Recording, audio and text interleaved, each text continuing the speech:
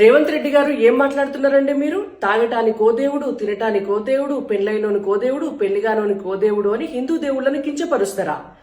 ఎన్నికల ముంగట ఊరూర తిరిగి సమ్మక్క మీద ఒట్టు, సారక్క మీద ఒట్టు, భద్రకాళి మీద ఒట్టు, పోషమ్మ మీద ఒట్టు, మైసమ్మ మీద ఒట్టు, భద్రాచలం రాముడి మీద ఒట్టు, యాదగిరి నరసన్న మీద ఒట్టు, యమలాడ రాజన్న మీద ఒట్టు అని తిరిగి తిరిగి తిరిగి ఒట్లేసినప్పుడు ఎప్పుడు పోయిందండి? మరి అప్పుడేమైంది? అప్పుడు హిందూ దేవుళ్ళు కోట్ల మంది ఉంటారు అని తెలియదా మీకు? ఇవాళ వెనకటికి ఒక తెలంగాణలో సామెత ఉండే, ఏంటంటే నడిమంత్రపు సిరొస్తే కూరగాయలను చూసట ఇవేం కాయలు వంకర టింకరు ఉన్నాయి అన్నారట. గట్లనే ముఖ్యమంత్రి సీట్లో కూర్చున్న తర్వాత మీకు కన్ను మిన్ను కాంతలేదు. ఇవాళ ముస్లింలకు క్రిస్టియన్లకు ఒక్క దేవుడు ఉంటే హిందువులకు కూడా ఒక దేవుడు ఉండాలా?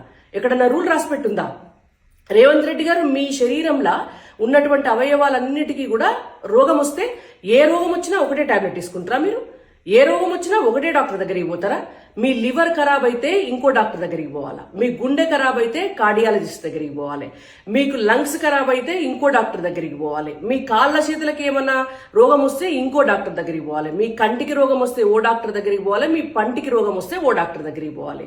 ఆఫ్టర్ ఆల్ మీ శరీరంలో ఉన్నటువంటి ఈ అవయవాలకి ఏమన్నా అయితేనే రకరకాల డాక్టర్లు ఉన్నప్పుడు మరి ఇంత పెద్ద సృష్టి నడవడానికి ప్రతిదానికి ఒక దేవుడు ఉంటాడు. మేము చదువు కావాలని సరస్వతీ దేవిని మొక్కుతాం, మాకు ఐశ్వర్యం కావాలని మేము లక్ష్మీదేవిని మొక్కుతాం, మీ అసొంటి అసురులను దండించి సన్మార్గంలో పెట్టాలి అని చెప్పి కాళికామాతను మొక్కుతాం, మాకు శక్తి సామర్థ్యాలను ఇయ్యాలి అని చెప్పి ఆంజనేయ స్వామిని మొక్కుతాం.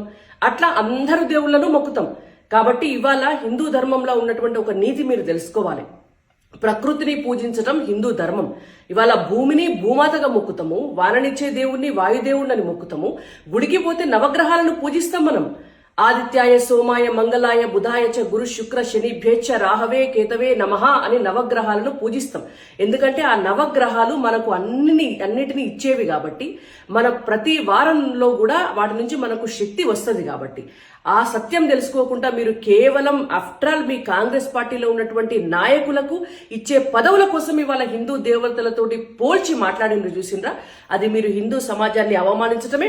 మొన్నటి జూబ్లీ హిల్స్ ఎన్నికల నాడు కూడా మీరు హిందూ సమాజాన్ని, హిందూ మతాన్ని అవమానించి మాట్లాడినరు. రేవంత్ రెడ్డి గారు, మీరు బేషరతుగా హిందూ సమాజానికి క్షమాపణ చెప్పాలని మేము డిమాండ్ చేస్తున్నాం. మీ వ్యాఖ్యల్ని కూడా వెనక్కి తీసుకోవాలని కూడా డిమాండ్ చేస్తున్నాం.